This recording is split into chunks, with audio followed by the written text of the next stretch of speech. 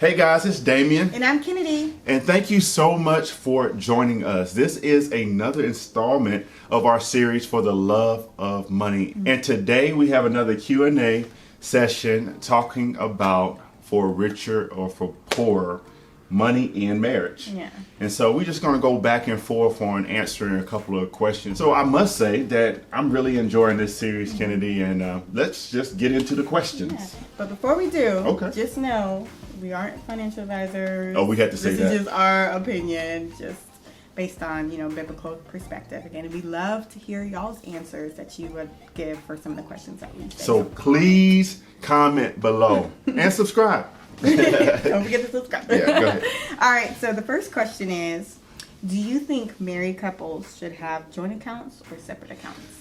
Do I think married couples should have joint accounts or separate accounts? And why? Okay, and why? Okay, so I think we have joint account. Yes, we do have a joint account. And I believe that it's helpful and healthy to have it.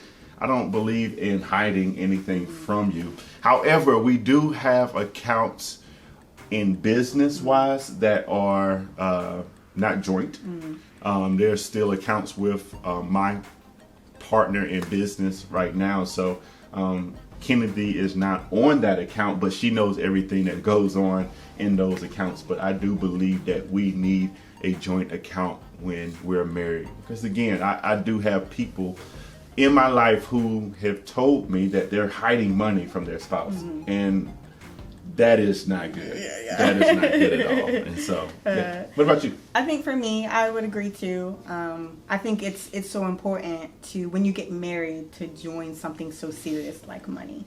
I think that's another symbol of becoming one flesh. And again, of course, if you have different things, different businesses, but the main thing is letting it be known and that your spouse has access to that. Yeah. It's not a secret account. It's not a secret. Because sometimes it's easier to have that there, not having all that. But also, I know sometimes people will have a separate account that they hide just in case things go bad. Yeah. And so it's a lack of trust and everything. But I think merging it together, you come in, it's easier to budget that way. It's easier just to handle things. You can see what's going in and out without having to hide. And so that's a big vulnerability, transparency thing. But I think it's important that marriages or people should have that joint account in marriage. So that's so good. And no shade to anyone that doesn't. Yeah. This is, again, our opinion, our perspective on it.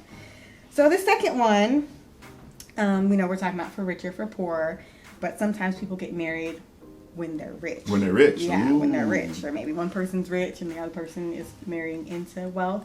So what are your thoughts on prenuptial agreements? Prenup! Not that prenup!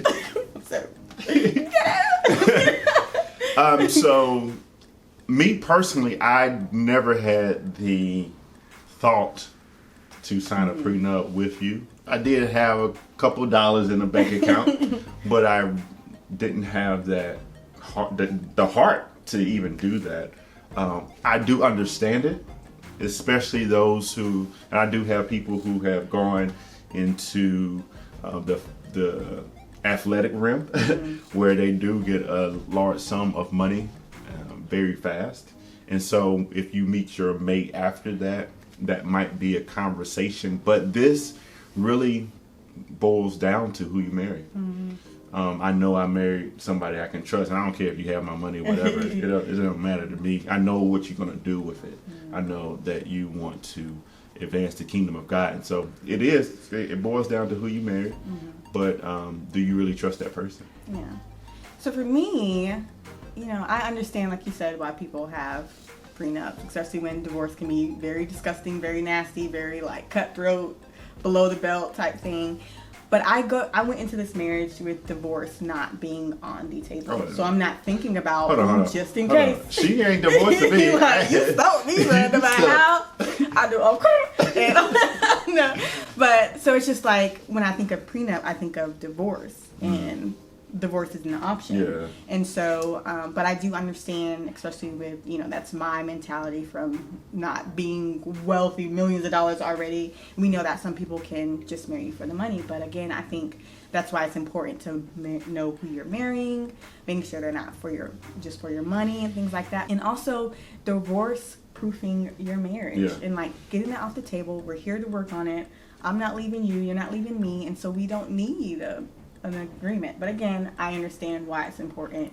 But having that, not divorce is an option. I think you just told one of our next series. Are we going to talk about divorce proofing? We are? We might. Maybe. we might. So, we got so many videos. So good. So the next one is, do you believe couples should pay off their individual debts separately or together? Like, say, if you marry somebody and they have like $100,000 in student loan debt, do you think that's their responsibility to pay for it separately, or do you think that's together? When we came into our marriage, my mindset is teamwork. I've played on a lot of sports teams, and I truly believe you get to the top faster together. So together. I think that is the easiest way. It's not my debt or your debt. It's our debt now. I'm marrying your family. You're marrying my family, kind of thing. So it's together. And we're trying to reconcile together, but reconcile our families and try to continue to get rid of old cultures and still advance his kingdom. Yeah. I would agree with that too. Like, when you get married, your debt is my debt, your money, my money, your money. Now it's one pot. You can attack it faster. Except that $5 a week thing, right? That's my $5. No, it's still not $5. No, that's an inside joke. I don't even know why you said that. No. So, but you made me lose my train of thought now. But just working on it together and attacking it together and knowing what you're getting into. Yeah. You should not, find out after I do that, oh yeah, by the way, I owe Sally Mae $100,000. Like, nah, it should be something that you know in advance and having a game plan to attack it at once. And I think when we got married and we were kind of on this debt, getting out of debt journey that we're still on, that, you use some money that you saved to attack my credit card and vice versa. And so I think that takes maturity and that unity again. Just understanding that, your debt and my debt are one, money is one, and so working together you'll get accomplishment. And there's blessings in unity. Oh, yeah. There's a blessing in that unity. Oh, yeah. So, yeah. So the next question, how do you think finances and spending money should be communicated between husband and wife? I think before marriage, you need to start communicating how you're spending money. I think we did this very early it's late in our courtship, early in our engagement, around that time where I was telling you that I was paying off my credit card, just to be transparent to her, to show her that I do have a game plan before our marriage to stick to the things that we talked about while we were dating. We want to get out of debt. And so communicating that. And so what I've done in the past and still do to this day is when I'm paying my tithes and offering, I'm sending her a text message. I just paid these things. When I'm paying off things, I'll send her a text message. And she also sends me text messages on bills paid and things like that. Yeah. So I think we do, it starts before marriage. Yeah.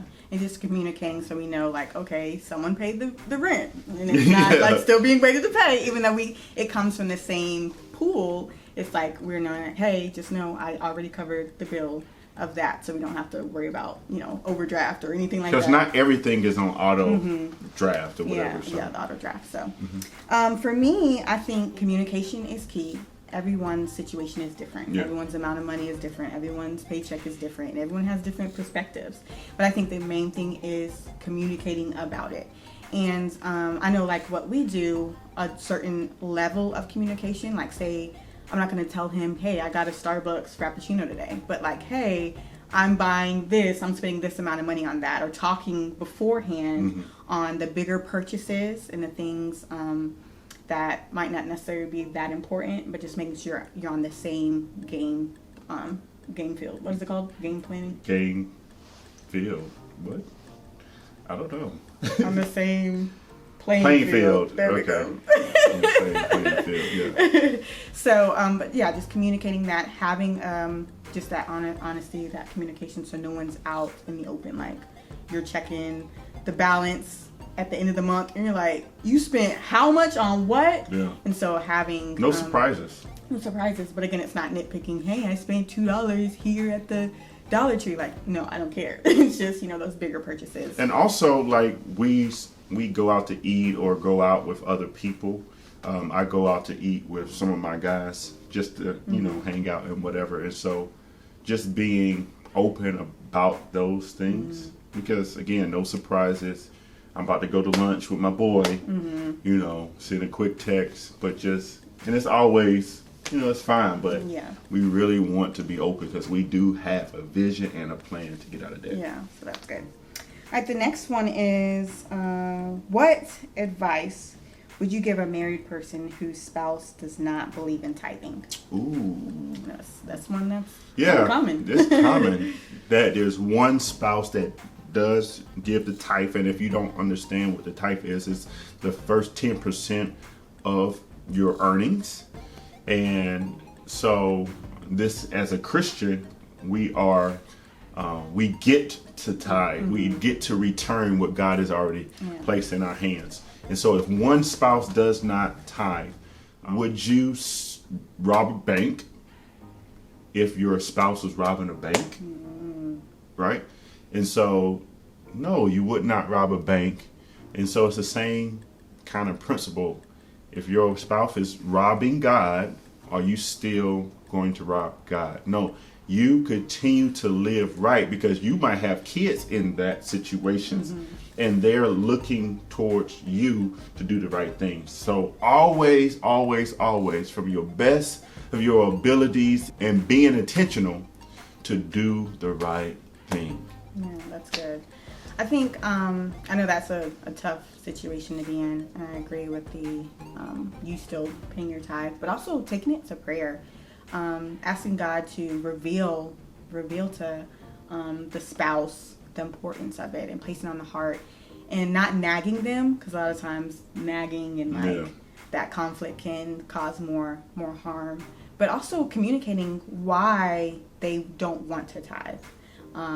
But also before marriage, making sure you're on the same playing field. Yes. And that's true. That you both are tithers. And I know sometimes things happen, situations can happen, people can have church hurt or whatever it may be, and kind of fall away. And again, that's that grace and that love that you give to your spouse. But if beforehand you know that they're not tithing, you need to address that and analyze, is that something you want to take into marriage? Because that can be a huge conflict and problem in the marriage. And so having those conversations beforehand, but also praying for your spouse that, if it happens inside of marriage, but also continuing to obey God. Yeah. So the last one is, what piece of advice would you like to share with anyone watching in regards to money and in marriage? So I once was not married, and now I am married. And I've never seen the righteous forsaken. Really, I haven't. Two, I like to cheat a little bit. I was like, what? You always want to. Be faithful.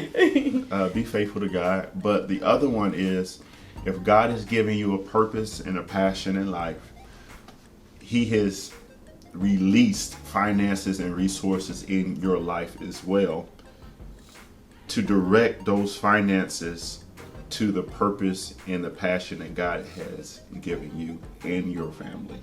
I think so many times that God has given us something and we're spending it here and not really directing those finances or those resources towards the purpose, because you don't truly believe in that passion and that purpose that God has given to you. And so I think this is what we have done well, is to direct our finances and resources to the vision that God has given us, which got us through a pandemic and continue to push our project forward, because we put that stuff to the side. And so I think in marriage, we're bigger than just after I do, we're bigger than having white picket fence and a nice car. God always has something and a vision to advance his kingdom, and so put your resources towards those things. That's good. That's good. I might have two. I don't know if it's one or if it's two. I'm just gonna talk. You know, I like my rant. So. It would be as far as in the terms of the breadwinner.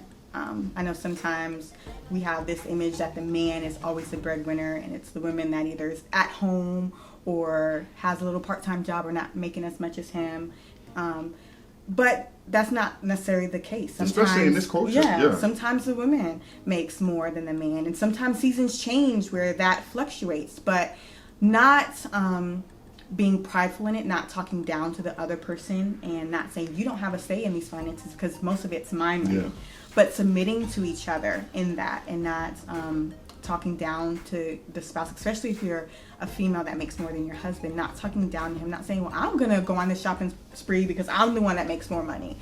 And so submitting one to another when it comes to the finances and having that common goal and knowing that your money is his money and vice versa. And so I think God is going to honor that and bless it, and the enemy won't cause conflict and bitterness and resentment within the marriage. And so knowing that if someone gets a raise, you both win. Yeah. If someone gets the promotion, the other person doesn't, it doesn't matter. You all are on the same team. And so those finances are there to benefit both of you in that family and pushing the kingdom forward.